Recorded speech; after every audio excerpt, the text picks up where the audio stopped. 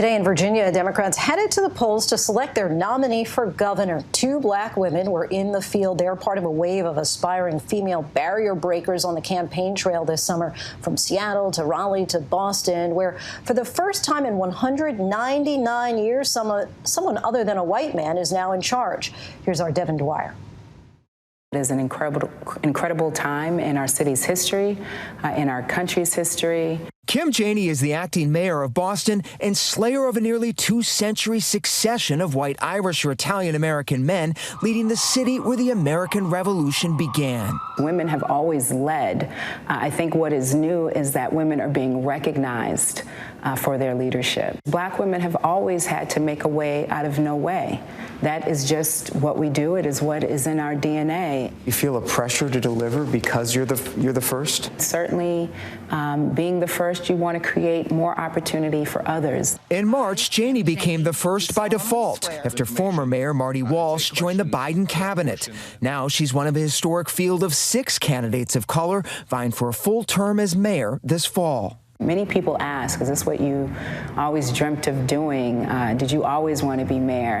And, I didn't see that for myself because I didn't see it in anyone else. The drive to be seen in positions of political power has galvanized women of color candidates nationwide, already this year capturing the vice presidency and a record 49 seats in Congress. It's not just counting beans. It's not just about demographics, that those demographics align with lived experiences and perspectives that will change the literal conversations and debates in our political spaces. Sights are now set on big city mayorships, governorships, and Senate seats where no woman of color has served before. Why are these firsts still happening more than 100 years after women got the right to vote? I think it speaks to the real stubbornness of our political institutions, which were built literally in ways that excluded women and even more so excluded women of color. When I ran, people said, there's no way.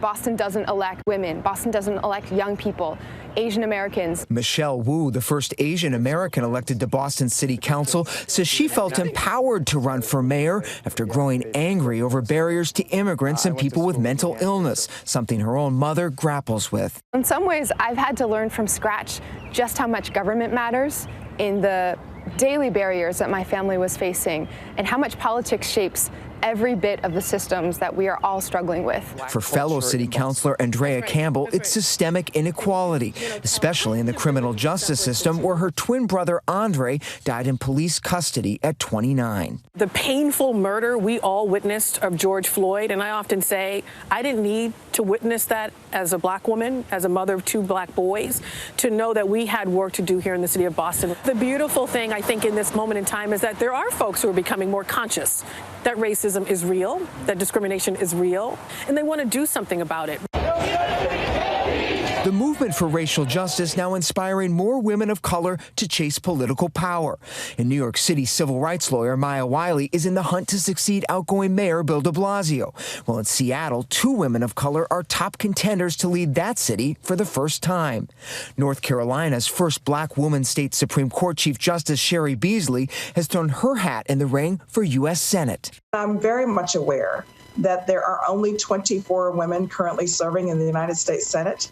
There are 0 African-American women. North Carolina is a diverse state, and we want to see the same reflected in the leadership. I think it's important for especially our residents across the city of Boston to see reflections of themselves in leadership. That's critically important. Boston councilor and mayoral candidate Anissa Asabi George is a small business owner and the nation's only Tunisian American in elected office. It sometimes becomes instead of a compliment or an added enrichment of the diversity of this race, it becomes a distraction from the work. She says acceptance of women of color in politics is still a work in progress. There is, as you know, a debate whether or not I count as a woman of color, whether or not Arabs qualify for this distinction.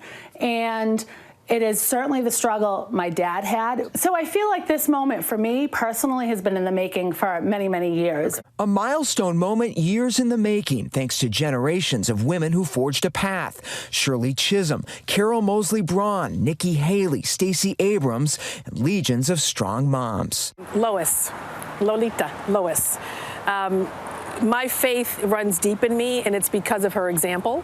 I take inspiration every day from my mom, a woman who is still, although she struggles and lives with mental illness, the strongest person I know. For me, it's really about regular women who just go to work every day, who wake up every day, who show up every day. I see a portrait of Michelle Obama on the wall here as well. She's someone who has spoken to you and touched you. She has been an incredible First Lady and certainly is an inspiration to so many women and girls all across our country. What message do you hope that your leadership and your mayorship sends to those kids when they learn about Kim Janey? Well, it is so important for our young people to see this example, to see me here. If you don't see it, how can you ever imagine it for yourself?